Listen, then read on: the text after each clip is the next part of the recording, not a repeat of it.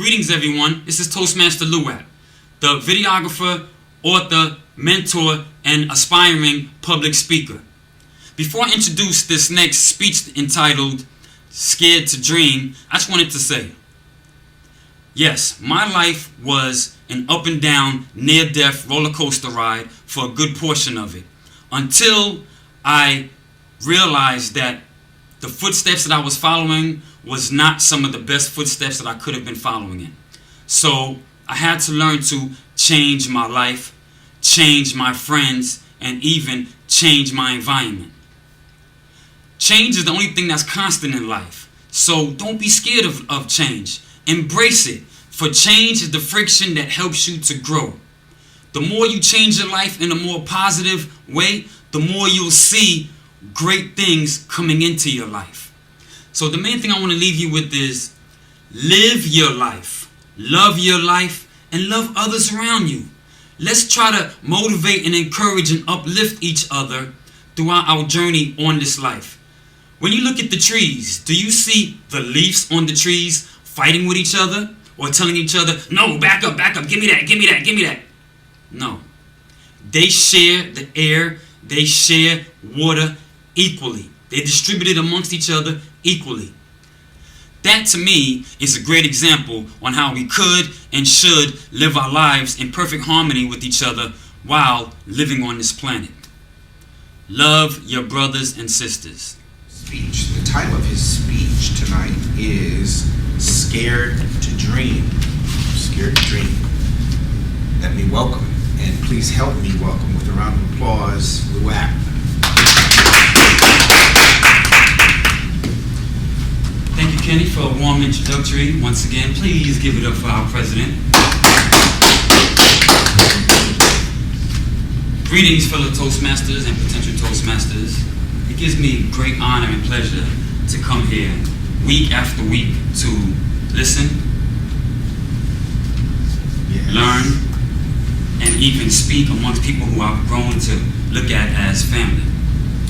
Now, I don't mean to alarm anyone or give anyone the wrong impression about me, but did you know that you are looking at an ex-thief, an ex-pickpocketer, an ex-robber, an ex-drug dealer, an ex-gun seller, and even in certain situations, an ex-bully?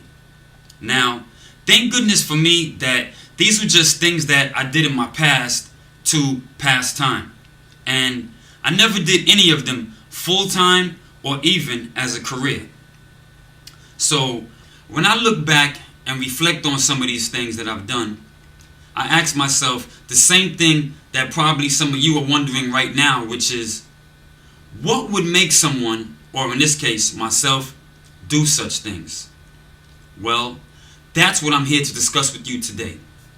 Like thousands of other people, I grew up and spent a lot of time in the hood, around people with hood-like mentalities and around people who did hood-like activities. So yes, those are my peers, those are my role models, and those are my day-to-day influences. However, let me ask you this. Have you ever been shot at? Have you ever been robbed? Have you ever been jumped? And when I say jumped, I mean beat up by several people at the same time. Have you ever been kicked out of school repeatedly or committed suicide, attempted suicide? Have you ever had someone come up to you and ask you for a cigarette, then as soon as they turn around, they get shot dead, riddled with bullets right in front of you? Or last one, have you ever had 5 everyday, real live, gun-carrying murderers come to your house yelling at you to come outside right now because they're ready to kill you? Well, I have. And as sad as it may seem, these are just a handful of the challenges that you potentially face when growing up in the hood. Whether it's in the country areas, in the cities, East Coast, West Coast, North or South. There are hoods everywhere, and I know this because I've lived in different hoods in several different cities in America. So yes, I know what it feels like to be scared to walk home a certain way after school, after work, and even after going shopping. Yes, I've been scared to speak, scared to move, scared to live, and even scared to dream beyond my everyday circumstances. Do you know what that feels like?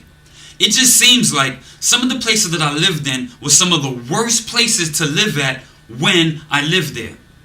So now, how do most children deal with this? Mainly by just following along. Children see other children, the so-called cool children, with their pants hanging halfway low, so they tend to do the same thing. Just look around us. It seems like negative behaviors and negative trends are taking over, at least in certain areas. I heard from Brian Tracy that success leaves footprints, and I can agree with that, except in two different ways. One, in a successful, positive, accomplished more kind of way, and in the other one, in a not so positive way. Because when you live in the hood and all you see is fast money, fast cars, fast women, people getting drunk and high all day, every day, then those are the footsteps that you tend to follow in. Whether it's because you want to, because you have to, or, like myself, because I was forced to. Here I am, fresh out of high school. I couldn't wait to move out of Miami and back to the fast life, hustle and bustle of my hometown, New York City. Hollis, Queens to be exact. And since my best friend at the time, Rick, felt the same way I did, he moved back to New York with me. And since we only lived about 2 or 3 train stations away from each other, we hung out every single day. We went to try to get jobs, but in New York City, there's not too many people that are going to hire you at 18 with no experience. So after watching people in the park get money every single day, my friend eventually decided to do the same thing. So he got with my cousin, who I was living with at the time, and started selling crack in the park. Now, long story short, he had to go to Miami for a funeral and was going to be gone for about a month or so. So he asked me to go pick up some money from someone he gave credit to and bring it over to the boss. So I said to him, sure, why not? I've done it for him before, I could do it again. I mean, that's what friends are for, right? But this time, it was different because this time, the money was short. So when I brought the money to the boss looked at me and said, Lou-AP, this money is short. And since your boy ain't here right now, guess whose problem this is? Yours. He said to me, you can either pay me this money now or take this pack and work it off and keep working them off until you finally pay me the rest of this money. I didn't know what to do. So I took the pack and went straight to the park to try to work this money off. And because I respected my aunt's house, who I was living with at the time, I never brought the pack inside of the house. I always left it in the backyard, hidden. So eventually, somebody found that pack, took it, leaving me in bigger debt. So now I owed this guy double the money that I owed him in the beginning. So I had to go to another boss and get work from this boss so that I can work that pack off and work off the money that I owed the other guy, and hopefully everything would go okay. So one day while I'm working in the park, the second boss comes over to me. He says, hey, Lou-AP, come here, let me holler at you for a second. So I said, cool. I went over there. As I'm talking to him, a customer came up to me and said, hey, can I get something real quick? And I said, sure, hold on. I asked my uncle, who was there with me, if he could take care of that for me. And he said, sure. So he was taking care of that while I'm talking to the boss. And while I'm talking to the boss, a policeman passed by and saw what was going on and arrested my uncle and took my pack. So the boss that I was talking to saw what was going on, and with absolutely no compassion or no sympathy, he said to me, "You better have my money by 8 p.m. tonight or else." I didn't know what to do. Again, 8 p.m. came that night like a speeding bullet. And sure enough, by 8 p.m. that night, he was at my doorstep with 4 of his top killers ready to kill me. Now, as he's yelling at me to come outside right now, threatening to shoot up the whole house if I didn't, I came outside as slow as I possibly could, and thank goodness for me, my aunt just happened to be coming up the block, coming home from work, and she said to the guy, "Please, this is my nephew. I will pay you the money that he owes you tomorrow when I get out of work." So next day came, and she paid him the money, and I packed up my stuff and moved to the Bronx.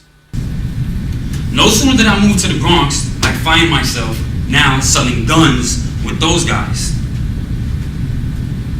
Peer pressure situations. So now, about a month or two goes by, my stepdad finds out what's going on, and he immediately flies to the Bronx to come and talk to me. I remember his first opening words was, "Lou-AP, do you want to die? Are you just sick in your head? These guys are gonna find you eventually. Do you think because you're selling guns here in the Bronx that you could outgun these guys? No, these guys are killers. They will find you and they will kill you. Didn't you say that one of them killed somebody in the park for $5? So what makes you think that they won't kill you for the money that you owe them?"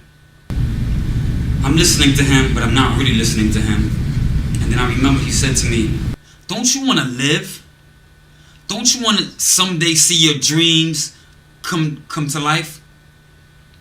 I said to him, "I don't know, because at that time, I didn't have any dreams."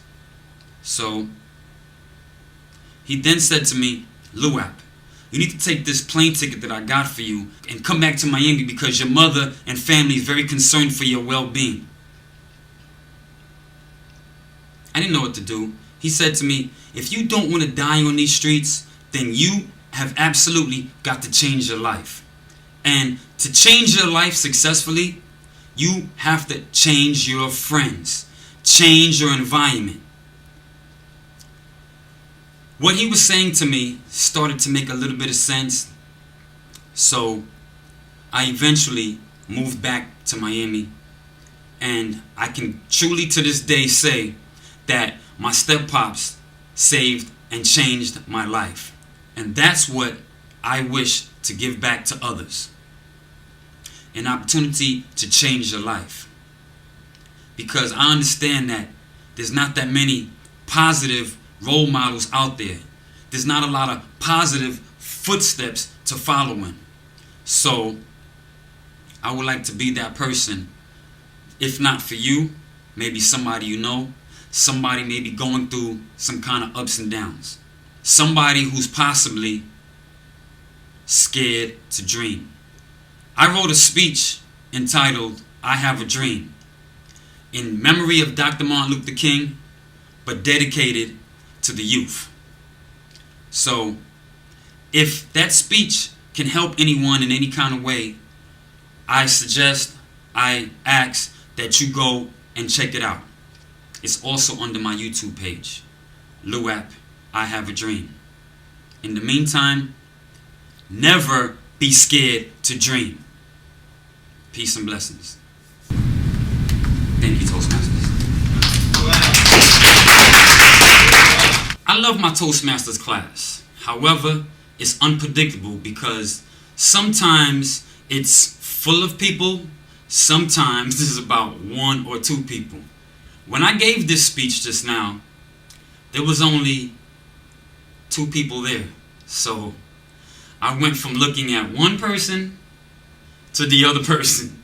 And it just didn't quite feel right to me to leave that version of the speech to put on YouTube. So, of course, being that I'm a videographer, I did it again. And so this way I can do more engagement with the crowd that I was in and things of that nature. So I hope that you like the speech, and I hope that you can even be inspired by it and pass some of the information on to others. You see, you don't have to be limited by the things that you have. You can actually take the things that you have and expand on them. Here's an example. When I did my first movie called Is It a Crime, I didn't have all the equipment. I didn't have everybody in place. I didn't have several other things. Certain people told me, Lou-AP, you should really wait to film this movie because it'll probably come out better in the future. I said to them, yeah, maybe you're right, but guess what? I still did it. And it wasn't easy. It was very challenging, but we did it. And thank you to everybody who helped me and supported me to film that movie. Because at the end, when the movie was done, guess what? That movie helped open up several other doors for me in my life. It helped me to write and direct my next movie, Tales from the Hammocks, which came out even better. When that movie came out, I was able to book a screening place for it in Coconut Grove, Miami. That was a great place to have the premiere of the movie. It was packed. A lot of people was there. I felt like an actual celebrity that night. So basically what I'm telling you is you never have to settle for the things that you're limited to. Like I said, when I gave the speech, there's only 2 people there. So I went from here to here, here to here. But because I'm a videographer and I know how to utilize the camera and things of that nature, like I said, I filmed it again. So I just used my creativity, bottom line. Anyway, this is the Toastmaster Lou-AP saying, love, peace, and happiness. Stay motivated and use your creativity, because your creativity can take you out of almost any circumstance, any situation. As you see, my life was totally not all roses, but I changed my life through reading several hundred positive, self-help, motivational, relationship, new age books. And that's why I am who I am today. I mean, of course, my everyday experiences and circumstances helped me to get here, but I never took anything from a negative side, a negative standpoint. I never settled for accepting it in a negative way, because everything that happens to you, there's always at least 10 positive lessons that you could get from it if you take the time to look at it, analyze it, and figure it out. When my son was living with me and he get in trouble in school, I didn't yell at him. I said to him, hey, Eljanai, what did you learn from what happened in school? And as time went by, he knew what I meant. So as soon as he would get in trouble, he'd come home to me and say, okay, Daddy, this is what I learned from it. Not this, not this, not this, and take this. And I said to him, awesome, now go finish your homework. So I didn't have to yell at him. I didn't have to punish him. He learned his lesson. Sometimes I would tell him what I learned from his lesson so he can have 2, 3 more lessons on top of that. But bottom line is, once again, there are at least 10 lessons that you can learn from every chaotic situation, or like most people say, problem that happens in your life. I just don't look at it as problems. I look at them as challenges. Once again, Toastmaster Lou-AP signing off saying, love, peace, and happiness. Enjoy your day. Thank you.